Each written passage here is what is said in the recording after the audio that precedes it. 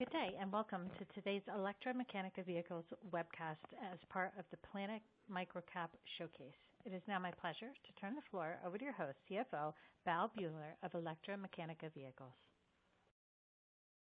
Thank you, Kelly, and thank you everyone for joining me today in ElectraMeccanica's virtual presentation.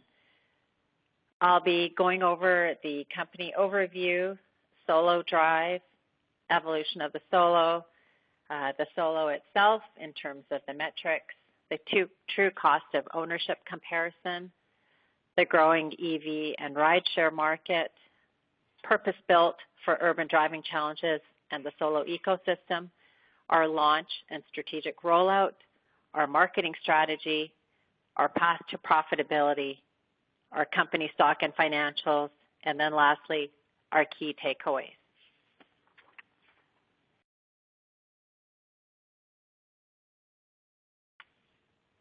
Here we have our forward-looking statements.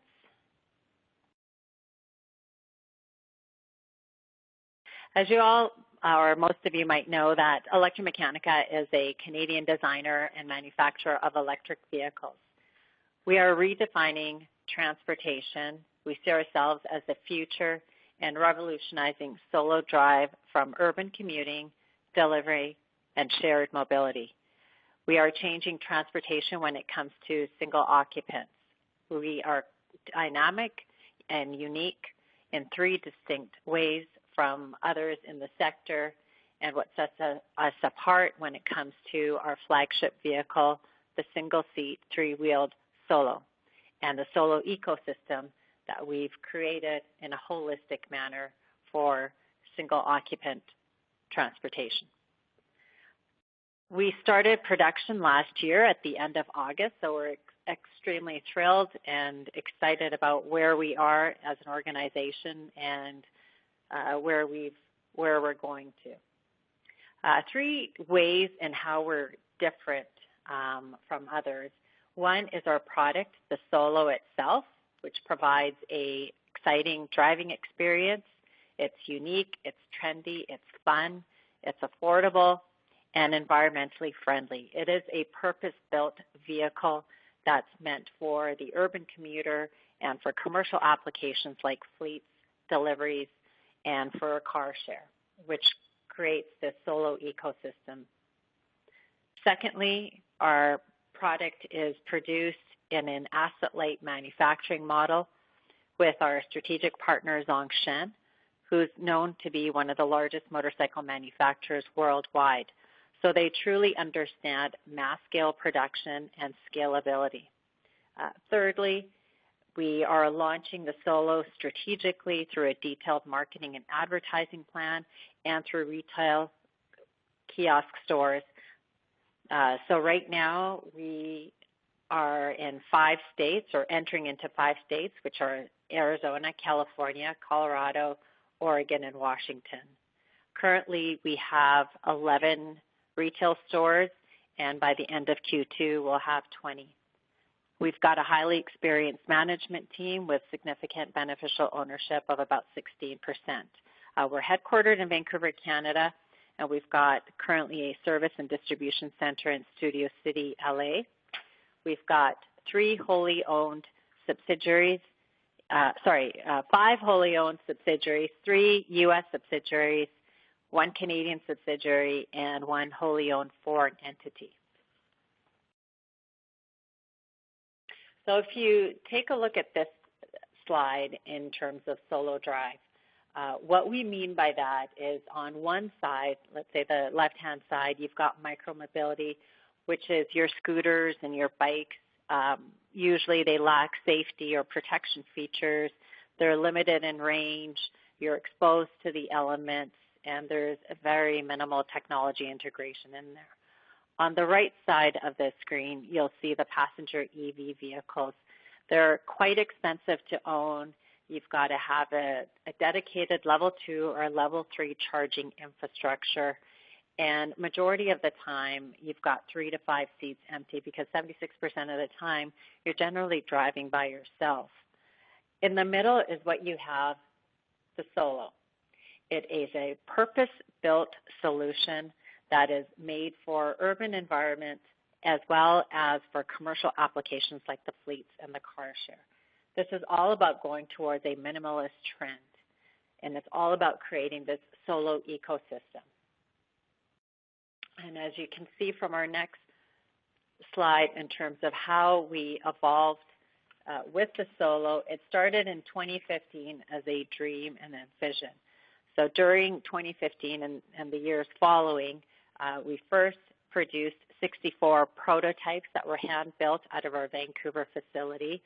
Then in 2019 and onwards, 2019 and 2020, we built 60 pre-production vehicles with our strategic partner Zhongshan out of China.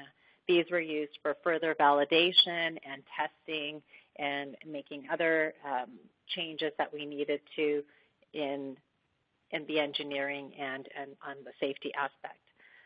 In August of 2020, we started production. So we've got the production vehicles now, the Solo. This is truly a monumental time for the company in hitting a milestone of what we've now gone into production and have made this actually come to life and be a part of this new process of the company changing and evolving from a pre-production company and now into a production company. At the facility currently at Zhongshan, we do have the capability of producing 20,000 vehicles annually. And in terms of what's in our specs of the new Solo, the production Solo, some of the key items to note here is that it has a top speed of 80 miles per hour.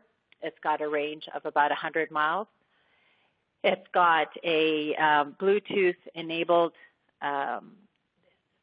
aspects. It's got heated seats. It's got rear view mirrors. It's got a backup camera. We've got an MSRP on this vehicle for $18,500. Also, we currently have a rebate for the state of California of $750, along with an additional $1,500 clean fuel reward that we just were able to get. And for the state of Oregon, there's a $2,500 rebate. This Solo has gone through an immense amount of safety testing, which is far beyond what is required for this vehicle class, and a number of safety and drivability upgrades. So, for example, we've got an electronic power steering. We've got triple side protection. We've got torque limiting stability control. We've got rear and front crumple zone protection. We've got a roll bar. We've got a wider wheelbase for enhanced drivability. So in essence, the Solo we view as the most economical vehicle out there when you're comparing it to others. And in this next slide, you'll see that we've done a true cost of comparison over a 5-year time frame. We've compared the Solo to others, such as the Mini, the Nissan Leaf, the Chevy Bolt, and the Tesla Model 3. And some of the factors that we put in here are the insurance, the rebates, maintenance, repairs, taxes and fees, etc. And when you look at the total cost, the Solo is far superior over the others by anywhere from 39% to 96%, essentially.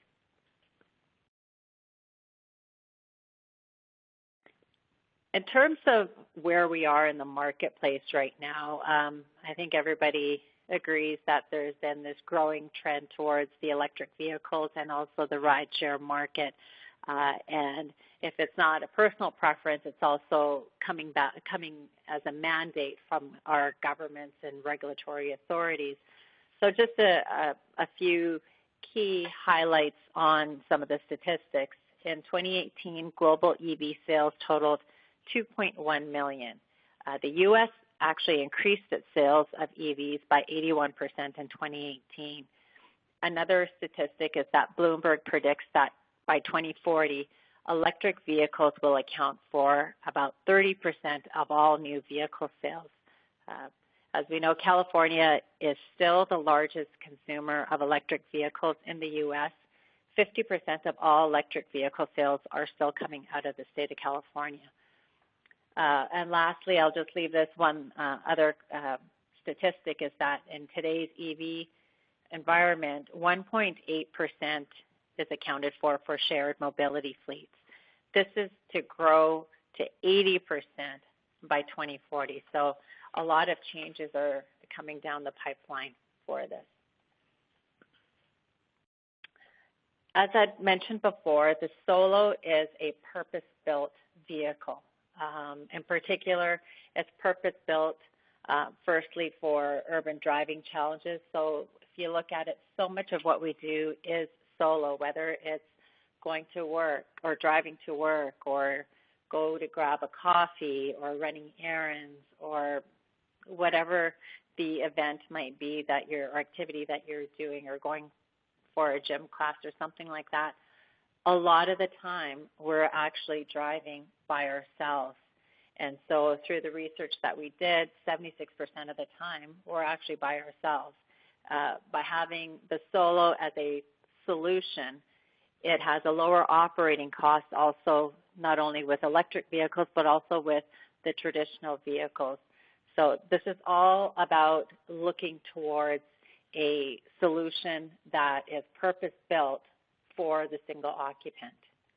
And in addition to not only the commuter, the daily commuter, as part of our Solo ecosystem, we have two other aspects to our business. One is the B2B model, which is for utility fleets and deliveries.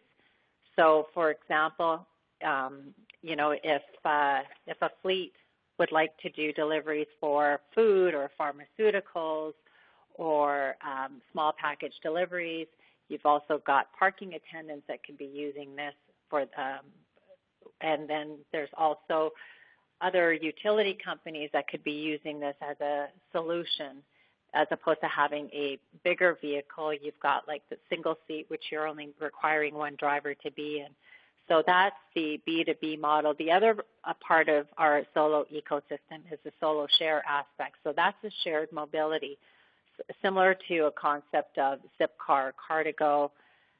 For example, you have pods of Solos, and you use your app, and you would basically unlock the vehicle, and then you would use it, and then go to whatever place you need to. So you would get charged either on an hourly basis, on a daily basis, depending on what it is that you're going to be doing, and then return the Solo back to the pod.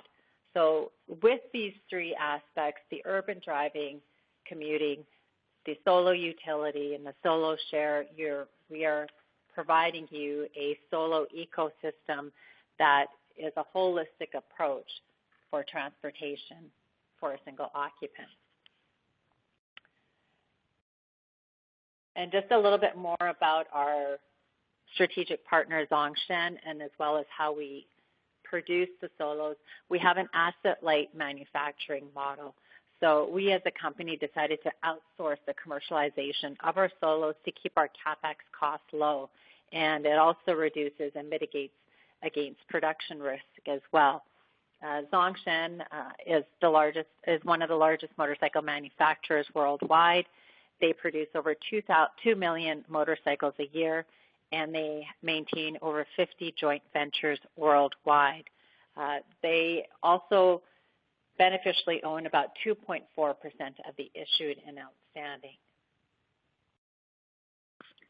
In terms of our launch and strategic rollout strategy, we're focused on delivering on the West Coast first, in particular the LA market. That's where we're going to be starting our customer deliveries.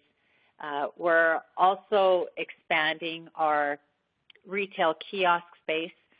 We've got 11 retail kiosks now, and as mentioned before, we'll have about 20 by the end of Q2. And with that, we will be in 5 states by that time: California, Arizona, Oregon, Washington, and Colorado. So we're really excited about where we are and where we're going, and expanding our rollout from the West Coast and then moving across the U.S.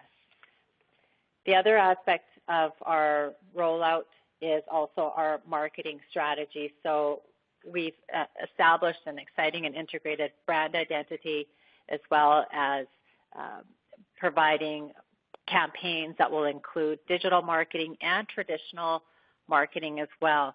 That includes influencers, we've got billboards, and we've got other print that we're doing as well. We're working with RNC PMK with respect to our outreach on the public relations side, and various media companies in terms of looking at the digital side. In terms of our path to profitability, we're looking at this in three different ways.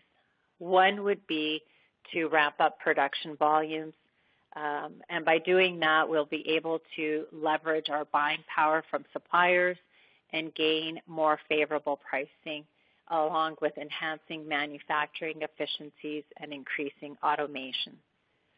The second aspect, which we're really excited about as well, is having a U.S. assembly facility. This, we've identified the state of Arizona in Mesa, where we're going to be having this assembly facility. We made that announcement a few weeks ago, and it's truly exciting. Right now, we're looking at the plans and the architecture in terms of what the facility is going to look like. Once that's finalized, we'll be able to break ground on that as well. So it'll take about anywhere from 12 to about 16 months in order for the facility to be ready for us to move into. It's extremely important in terms of how we came to the solution of picking Mesa, Arizona in particular. It was because of not only are we going to have a U.S. assembly facility with an American-made Solo, it was also about capturing the logistical efficiencies, and as well as the supply chain that we'd be looking at that'll be close to there, the transportation aspects of what's going to be closer for us to get the vehicles out to the various places and to the customers as soon as possible, as well as also initiating and creating the Solo ecosystem with the state and the municipalities. So this is an initiative that we're also undertaking with the state and the municipality, where they are completely bought into the whole Solo ecosystem initiative. And in addition to all that, we will be creating hundreds of new jobs, thousands of indirect jobs that would be created from that, injecting cash into the economy and increasing GDP. So again, this is really exciting for us in terms of how we're going to be able to expand also by having an American-made Solo here. The third way to our path to profitability is continued product development. So in addition to that, we're going to be ongoing enhancements to the performance on cost improvement initiatives, as well as a clear path to reduce our bill of materials for the future iterations of the Solo. This then takes us to our company stock and financial information. Our Q4 results were released on March the 23rd. Everything that we're reporting right now is now in U.S. dollars. So cash at the end of Q4 was just over $129 million. Our issued and outstanding was around 112.9 million shares. Our fully diluted was 138.2 million shares. Our market cap now is about $500 million. We've got a growing employee count, 133 at the end of December, and growing in the months following that. We've got zero long-term debt, and that's significantly important for us to recognize. We've been able to put a production vehicle on the road with not a lot of money and capital investment, and by doing so with no debt on the balance sheet. We've got beneficial ownership of about 16%, and over this last year, which has been tough for many people during COVID and all, we've been able to de-risk the company and provide a stronger balance sheet to continue to execute on our business strategies and our business plan as we move forward in the next evolution of the company. Some key takeaways to leave you with is that, again, three main components that are really important for our organization and sets us apart is our product, the Solo, which is a purpose-built single-seat electric vehicle. We've created a Solo ecosystem around the Solo, anywhere from providing a solution for urban driving, for businesses on fleets and utilities, and then also the Solo Share program. So really completing a full circle from a holistic view of how to transport an individual from one, or a business, from one location to the next. Secondly, we've got a asset-light manufacturing model, which allows us to have lower capital expenditures and mitigate risk against production. Thirdly, it's how we're launching the Solo. It's a strategic rollout with LA first and then going across the West Coast to the rest of the country. We've got strong macroeconomic tailwinds with a large and rapidly growing EV market. We've got a highly experienced management team, and we've truly shifted the dynamic from being a pre-production company and into a production company, and really stepping up in terms of de-risking the balance sheet, moving forward, executing on our business plans as we move forward. In closing, I would like to thank you all for joining me today. Please stay safe and healthy. Thanks again.